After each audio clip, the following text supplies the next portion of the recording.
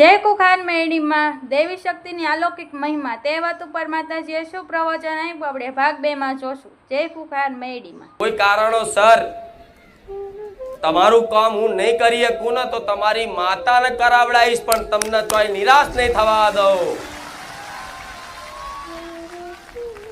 એમ તો હું બેઠી છું, પણ તમે બસ આઈને ખાલી માનતા રાખો, કામ થઈ જાય, માનતા પૂરી કરી દો. ફરી રવિવાર આવો, માનતા રાખો, કામ થઈ જાય, માનતા પૂરી કરી દો. તમારું તો કામ થાય, પાછું બાજુવાળાની રાખો, એનું કામ થઈ જાય. મામાની રાખો, માસીની રાખો, ફલાણીની રાખો, બધાની જેની જેની માનતાઓ રાખવી રાખો. તમારા બોલ ઉપર બીજાના કામ કરી આલું છું. તમે કોકને વાંગરી કરો કે રાખ કુખાર મેરડી માની મોનતા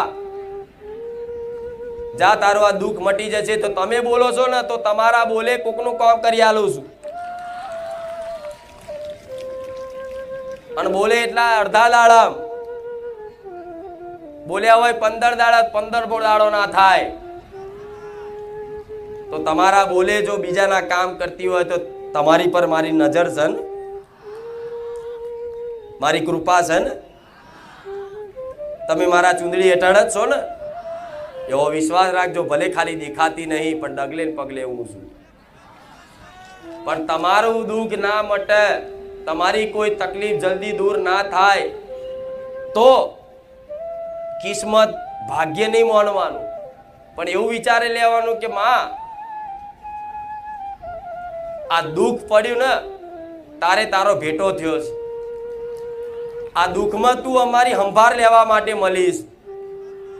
ભલે માં દુઃખ 5 વર્ષે મટતું, પણ તું માં દુઃખમાં જોડે રહેજે. બસ ભલે દુઃખ દૂર ના થાય, ચિંતા નહીં. દુઃખ દૂર નહીં થાય, ચિંતા નહીં માં. ધીરે ધીરે તાર રીતે કરજે તું તાર. કેમ કે તમારા દુઃખ દૂર કરવા માટે મારે શું કરવું પડે તમને ચો ખબર છે.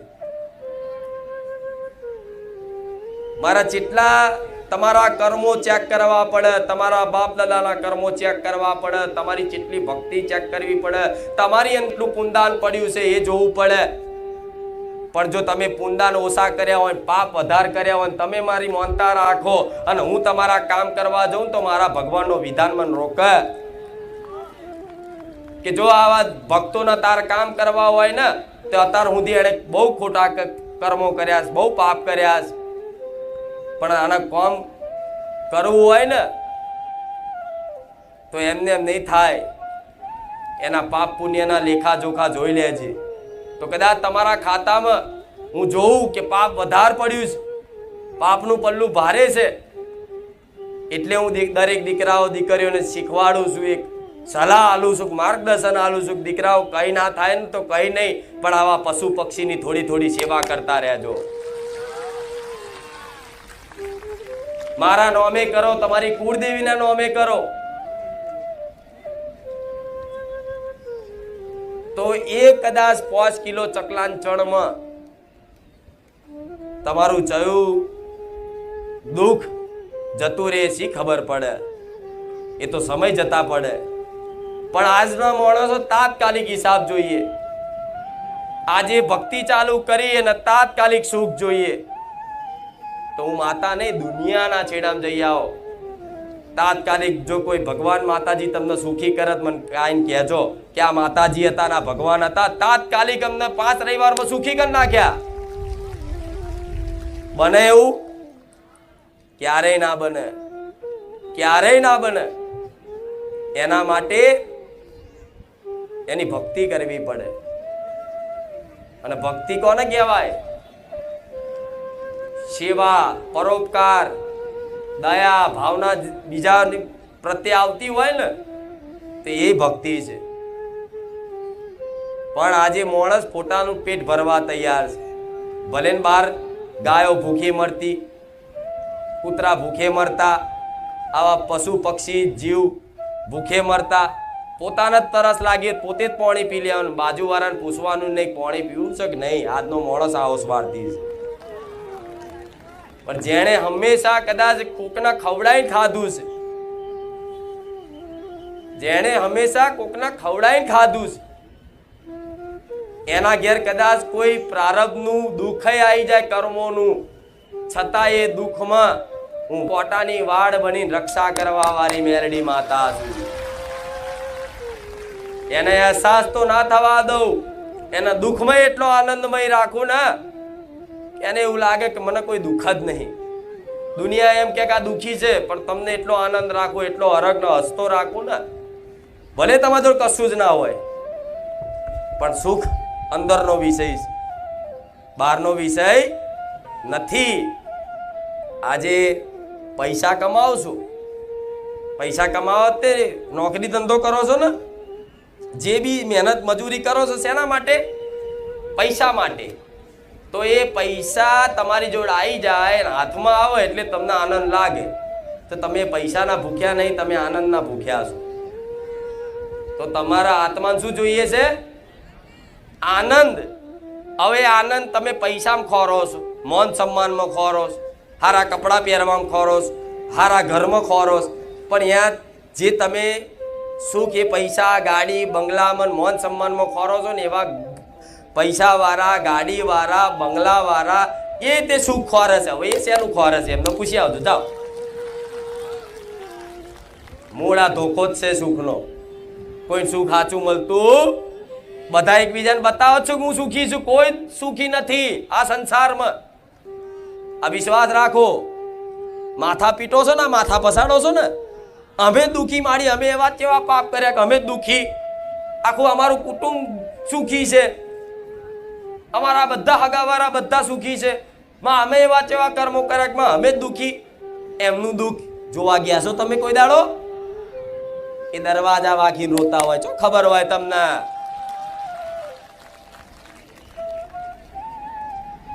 માતાજી હું બહુ માનું છું તમને, હું મારી ચામુંડાને બહુ માનું છું, મારી મહાકાળીને બહુ માનું છું, મારી મેલડીને બહુ માનું છું માં, પણ જે નહીં માનતા એ બધામાં સુખી અને હું માનું એ દુઃખી.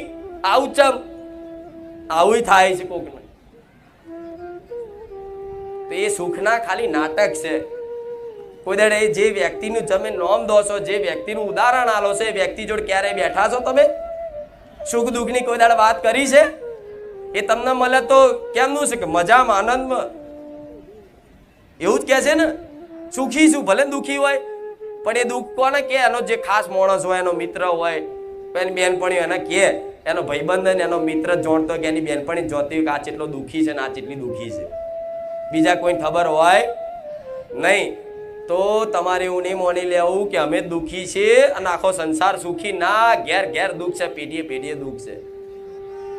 જે ભગવાન માતાજીથી વિમુખ છે, જે ધર્મના માર્ગથી વિમુખ છે, એ બધા દુઃખી દુઃખી ને દુઃખી કંઈક ની કંઈક વાતે.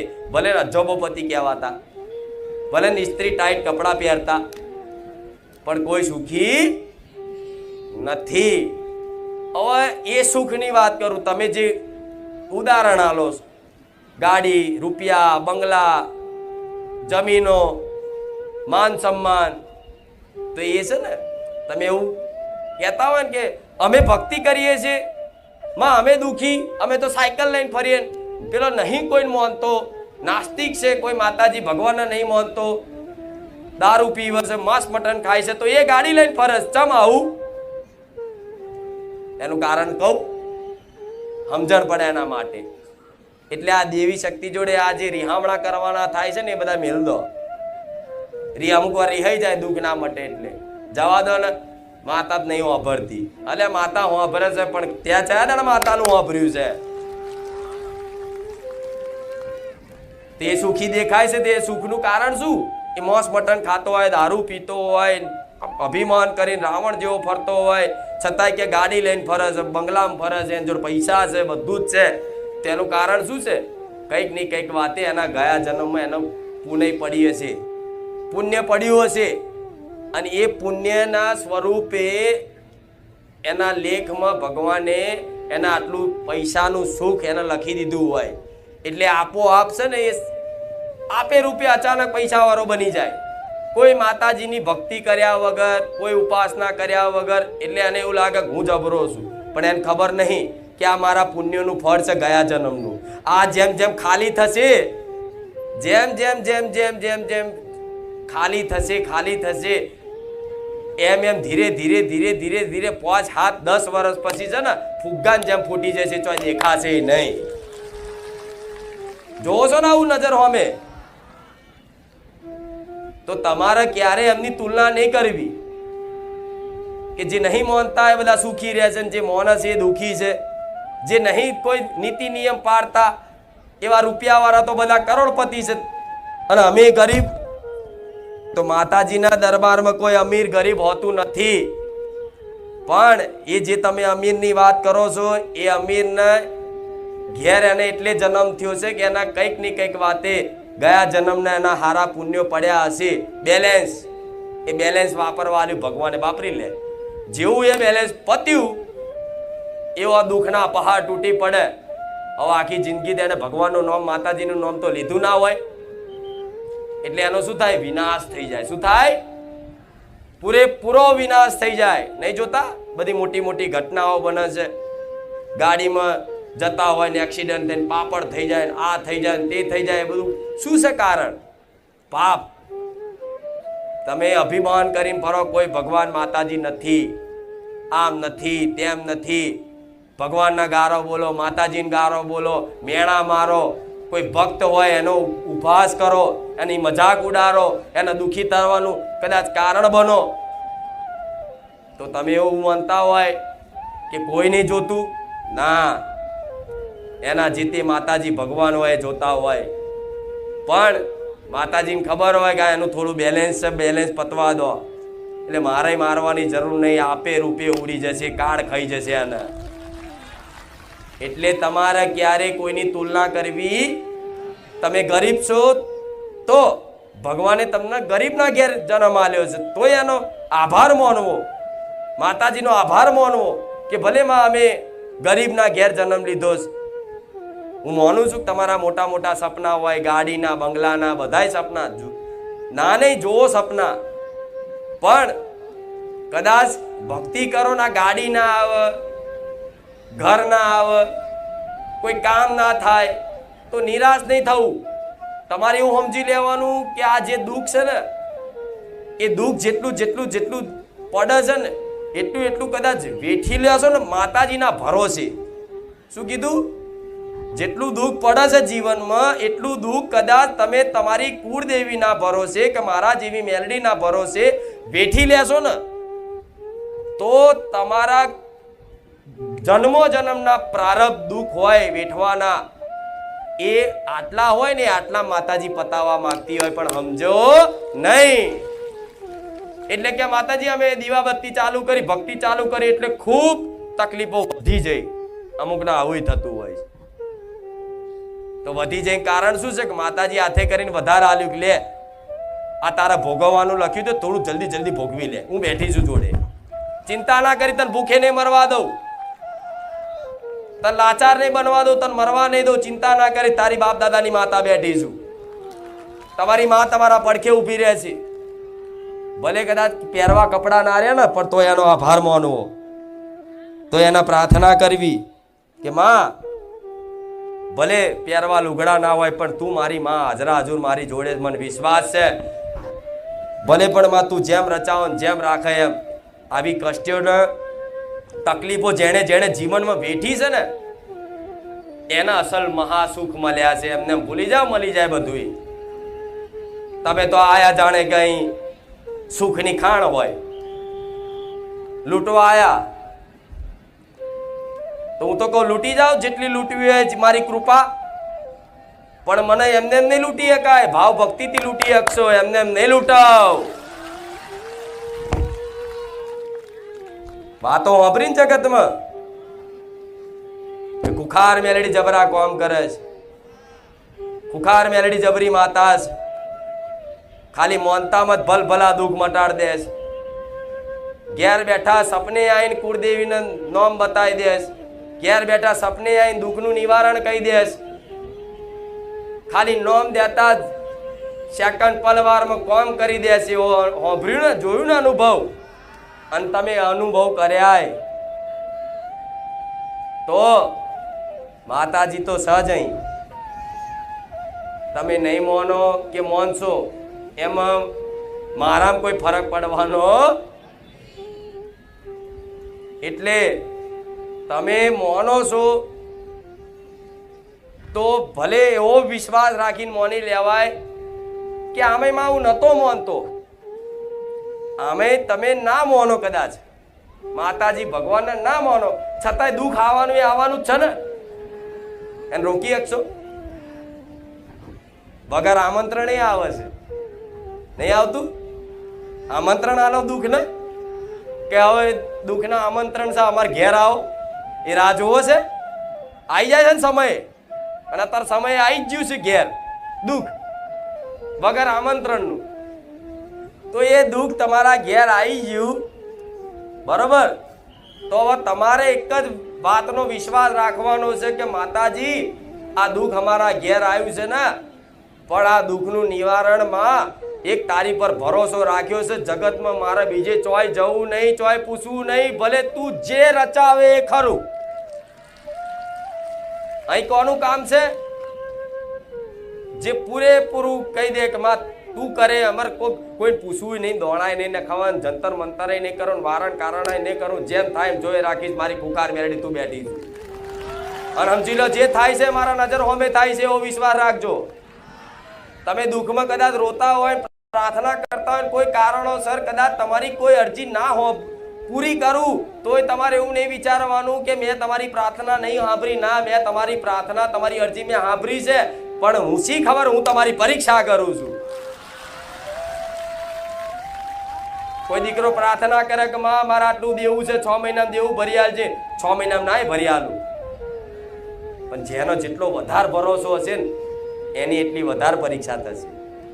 અમુક ને કહેતા કે માડી અમુક તો પહેલા રવિવાર આયા અને બીજા રવિવારે એને કામ થઈ ગયું કે, અને માડી અમે 4 મહિનાથી 6 મહિનાથી આવીએ છીએ માં, તું સપને આવી, દર્શન આલ્યા, તારા અનુભવો કરાયા, બધુંય મેં કોકને કીધું એનું કામ થઈ ગયું. અમારા જોડે આવતા બાજુવાળા એ આયા, એક રવિવારમાં કોમ થઈ ગયું. માં મારી મારું જ નહીં થતું, તેનું કારણ માં નતું કેવું, પણ કહી દઉં છું. તમે જેટલા વધારે માનશો ને, જેટલો વધારે વિશ્વાસ હશે ને, એટલી તમારી કસોટી દેવી શક્તિ કરે ને. કેમ કે જો તમે મને માતાને જ માગી લીધી હોય તો પછી તમારી કોઈ અરજી પૂરી ના કરું ને તો ભલે રિહાઈ જતા, પણ તોય મોની જવાનું તરત. હાર માડી હશે, અમારા કોઈ ગુના કર્મો એવા હશે ત્યાં કોમ ના કરે, પણ મને તારી પર વિશ્વાસ. વિશ્વાસનું નામ કોને કહેવાય? આને કહેવાય. પણ તમારે એવી ચિંતા નહીં કરવી કેવા જબરા હલવાયા હોય ને તારે હું નહીં આવું. આવા ભક્તોને જે ટાઈમે બરોબર હલવાયા હોય, કોઈ આશરો ના રહે, કોઈ આધાર ના રહે, ખાલી એક આહુડું પાડે ને, હું કુખાર મેલડી જોડા પહેરવા ના રહું. આવી માતા જો ગોડાઓ ઓળખાણ થાય અને થશે, અને ઓળખાણ એને થશે કે જેને હું ઓળખાણ કરાવવા માંગુ છું. મને કોઈ આ દુનિયામાં ઓળખી શકે, એક જ ઓળખી શકે જેને હું ઓળખાણ આલવા માંગુ છું, એને જ મારી ઓળખ થાય. નહીં તો જેવા તેવાને મારી ઓળખ થવાની.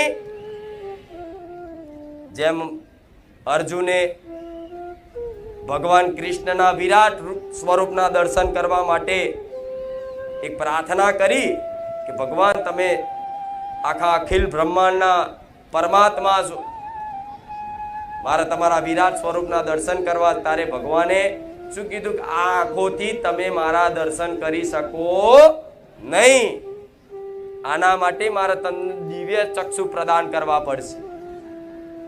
ત્યારે અર્જુને દિવ્ય ચક્ષુ પ્રદાન કર્યા ને, ત્યારે અર્જુને વિરાટ સ્વરૂપના દર્શન ભગવાનના કર્યા. અને આજનો માણસ નરી ઓંખે મેરડીમાન ખોરવાને આગ્રહ છે. આ નરી ઓંખે માતાજીને જોવાને આગ્રહ ચોથી દેખાય ગોડાઓ. આ બુદ્ધિના જ્ઞાનથી ઓળખવા બેઠા છો આજના માણસો, ચોથી તમને ઓળખાણ પડે. હું તો મન બુદ્ધિથી પરે છું. કેવું? તમારી મન બુદ્ધિથી પરે છું. મારી ઓળખાણ બુદ્ધિથી થાય, મારી ઓળખાણ આંખોથી થાય. એટલે તો મંદિરમાં જાઓ છો એટલે આંખો નહીં બંધ કરવી હતી તોય થઈ જાય છે. થઈ જાય છે ને? થઈ જાય છે ને? એ દેવનો એવો પ્રભાવ હોય છે કે એના સમક્ષ જવાથી આપે રૂપિયા આંખો બંધ થઈ જાય. કેમ થઈ જાય? કે તમે આ આંખોથી દેવી શક્તિને ભગવાનને જોઈ શકતા તો તમારે જોવાનું હોય તો ખાલી 5 મિનિટ વધારે નહીં. તમારા ઘેર તમારી ચામુંડમાં હોય છે, મહાકાળી હોય છે, શક્તિ હોય છે, ખોડિયાર હોય છે, જે તમારી કુળદેવી જે ચડાવ માતા જેને તમે માનતા હોય એ બધા માતાજીને તમારે અનુભવ કરવો હોય તો ઘેર ફોટા છે ને ખાલી વધારે નહીં, એક ધારી 5 મિનિટ કોઈ જોઈ બતાવો. એની દ્રષ્ટિ નહીં ટકે. ટકશે નહીં? ટકે.